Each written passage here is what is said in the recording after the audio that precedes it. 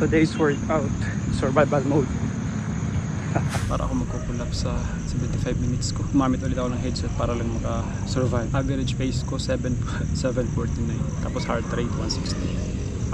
3 hours and 39 minutes na yung tulog ko kagabi. Nagsingit lang ako ng tulog kanina ng 2:26 to 4:11. Pagising-gising din yan. Naging 5 hours and 24 minutes. Umaga dapat takbo ko, kaya lang hindi kaya kasi 3 hours lang. Numpisan ko na lang na maaga yung trabaho. Ginawa ko na lang kaninang umaga, jump rope para magising 1,000 reps. Mas okay pa yung takbo ko nung takbo ko ng Wednesday, yung 90 minutes. Sarap ng takbo ko nito eh. Ito yung unang takbo ko gamit yung Flame 3.5 ng hindi na nanakit yung binti ko.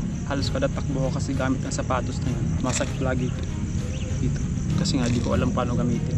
Nung Wednesday kasi, hindi siguro sa tagal ko na rin matagal na ba? Tumatakbo kaya kahit paano is naayos na ng konti yung form, so hindi na ganong prone sa injured gamit ang carbon plated shoes. Pero yung isa hindi pa ako nakakatakbo ng hindi na nakit yung binti ko. Yung isa, yung white, ibang tawag doon, Zoomfly 6 yata. Yung sa Flame 3.5 na lang, yun pa lang yung na-enjoy ko. Ito yung kawawa, 1,000 plus kilometers na ito.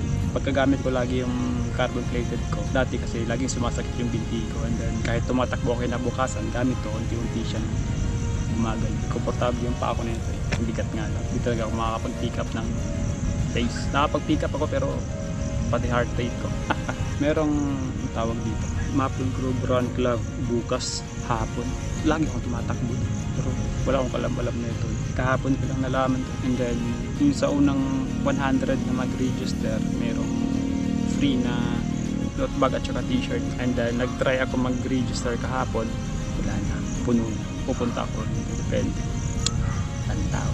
Siguro kung nakapag-register ako, hindi pa rin talaga ako sigurado. Hindi ko pa rin talaga natatry.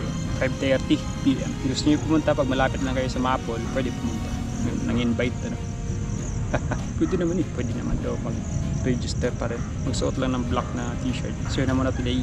Isa lang naman workout ko ngayon. Yun lang 75 minutes. And then bukas, dalawang 45 minutes.